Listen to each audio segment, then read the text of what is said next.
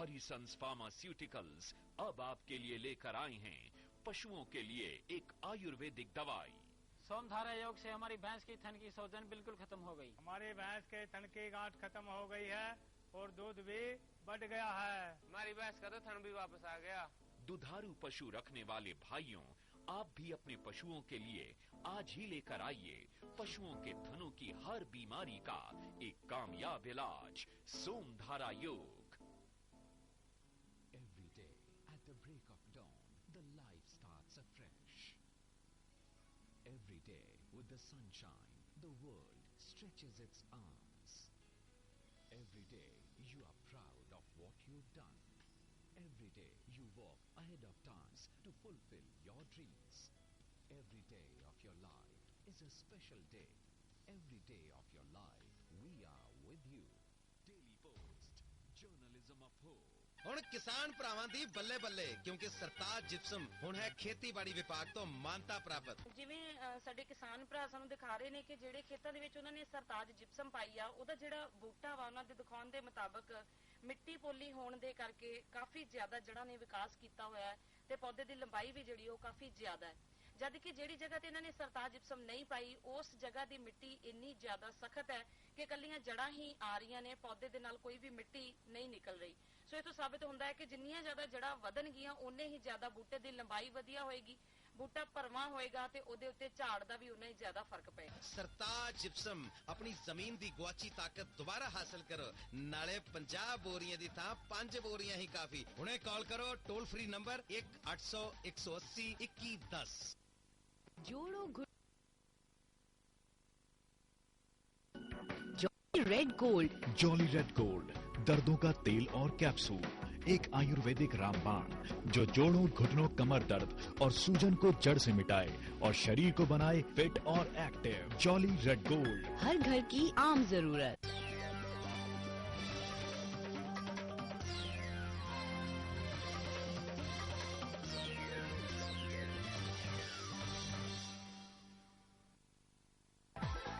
इस news bulletin के सह प्रायोजक हैं Sartaj gypsum, Pukhraj aloe vera, Hakim Tilakraj hospital private limited, ST hospital और एसपी ट्रीटमेंट सेंटर।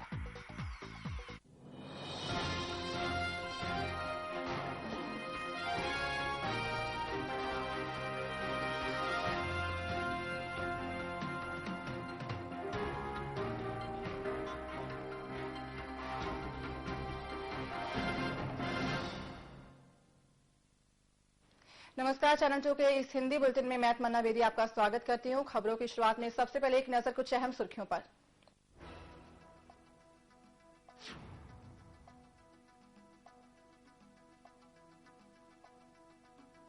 कांग्रेस ने मुलायम सिंह यादव के समय पूर्व चुनाव की घोषणा की भविष्यवाणी पर लगाया विराम। 2009 की तरह ही यूपीए सरकार अपना टर्म करेगी पूरा, कहा केंद्रीय मंत्री मनीष तिवारी ने।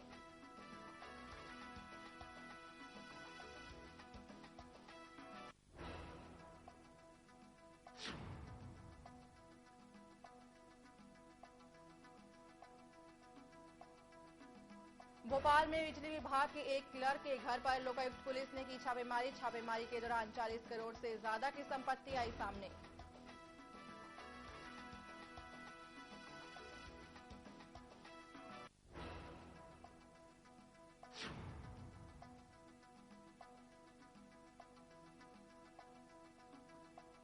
केंद्रीय वित्त मंत्री पी चिदम्बरम ने दिल्ली में की राजस्व अधिकारियों से बैठक, कहा राजस्व अधिकारियों को बजट लक्ष्य हासिल करने के लिए करने होंगे भरसक प्रयास।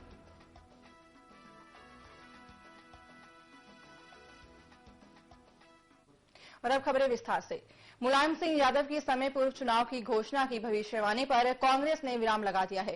केंद्रीय मंत्री मनीष तिवारी ने मुलायम सिंह यादव के मिड टर्म चुनाव होने की संभावनाओं को ये कहते हुए निरस्त कर दिया है कि 2009 की तरह ही यूपीए सरकार अपना टर्म पूरा करेगी। तिवारी ने कहा कि ये सभी दलों की जिम्मेदारी बनती है कि सरकार को अपना कार्यकाल पूरा करने का मौका दे। माननीय मुलायम सिंह जी ने क्या टिप्पणी की है या क्या टिप्पणी नहीं की, इसके ऊपर मैं कोई प्रतिक्रिया नहीं देना चाहता।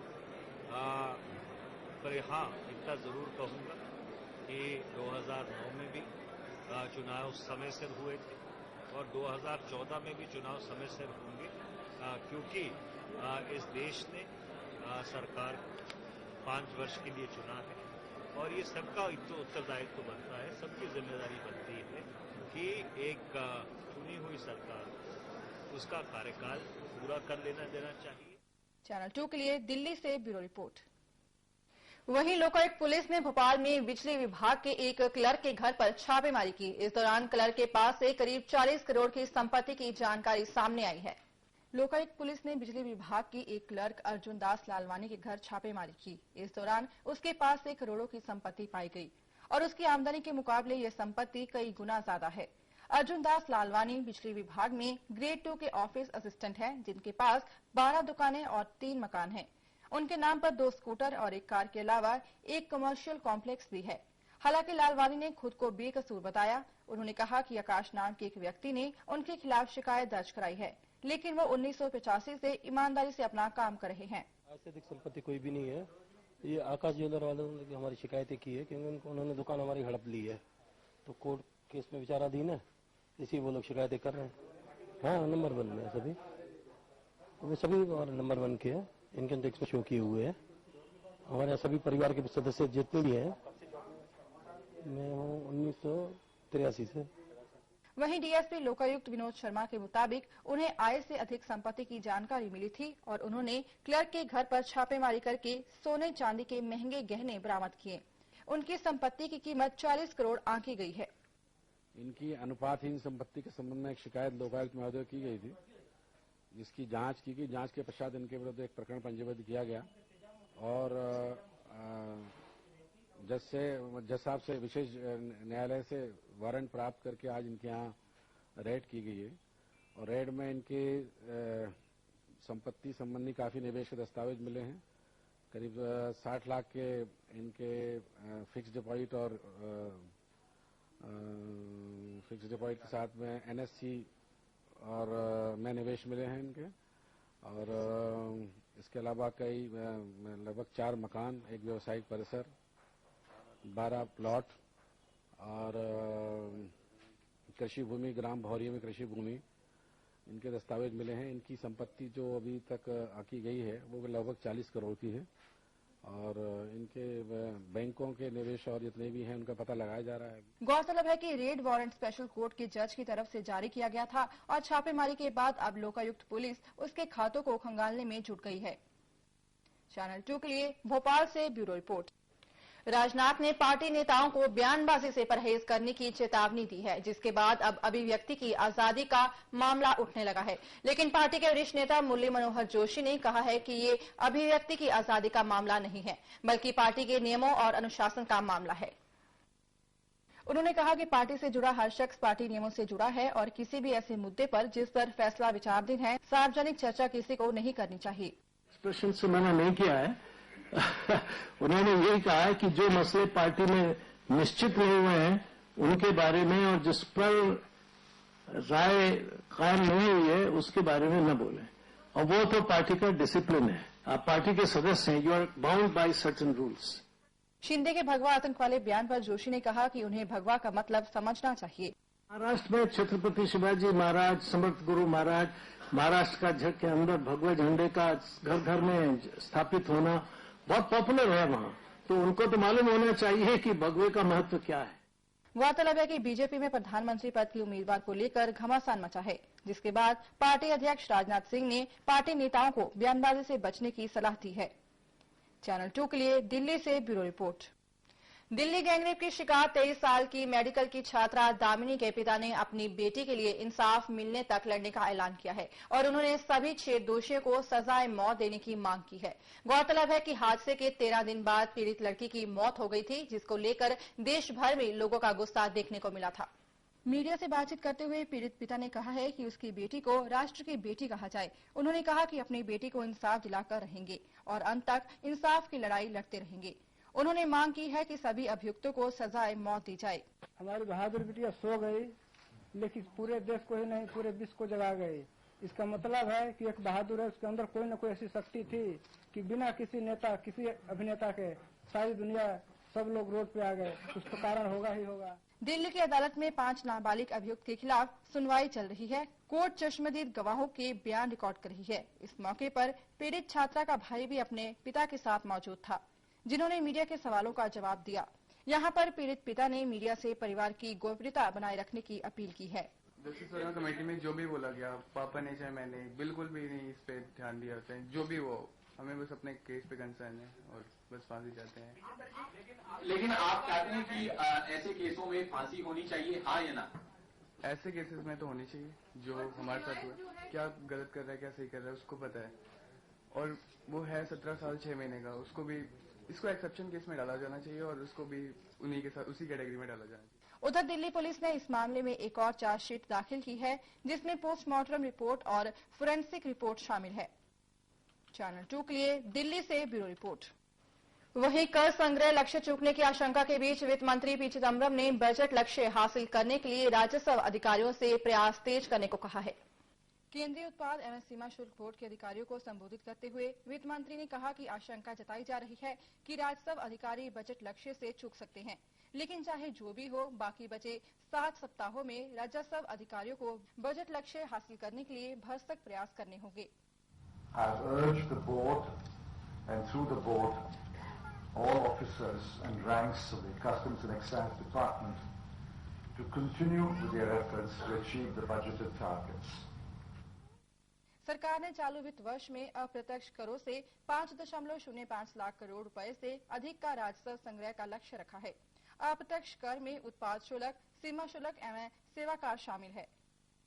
Customs and Central Excise is a coveted service, and many young men and women aspire to join the service. It's a challenging service. Collecting taxes is not always easy,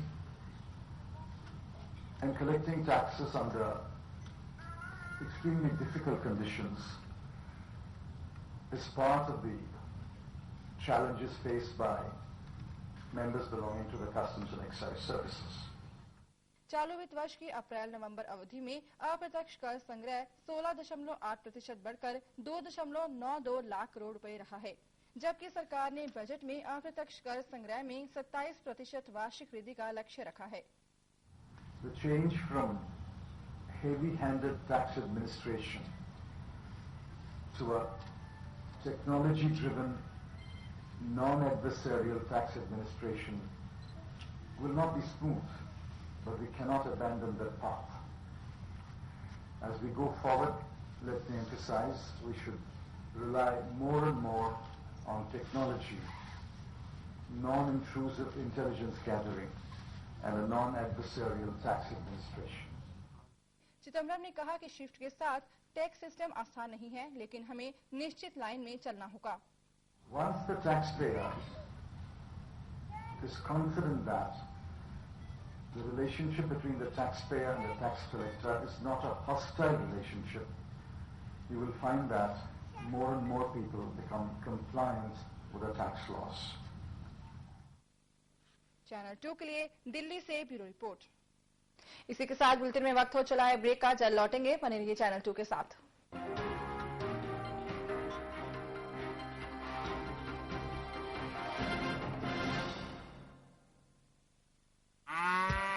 बोरी चो मज निकलती देखी है? छप्पड़ चो कई बारी देखी है। अज फिर मैं तेन तारा फीड दी बोरी चो मज कट के दिखाऊंगा। बहुतियां गल्ला ना बनाओ, छेती छेती तारा फीड वाली स्कीम समझाओ। लाओ जी फिर कोले नाम ने कत्ती कटने ना मौका हथों गवाओ, 2 बोरियां तारा फीड नाल 1 कूपन पाओ। मतलब चाहे 51,000 चाहे मज ले जो करे। चंगा फिर चल करे। मैं कोई मज आए मज्जां नू नजारा जदों फीड मिल जवे तारा।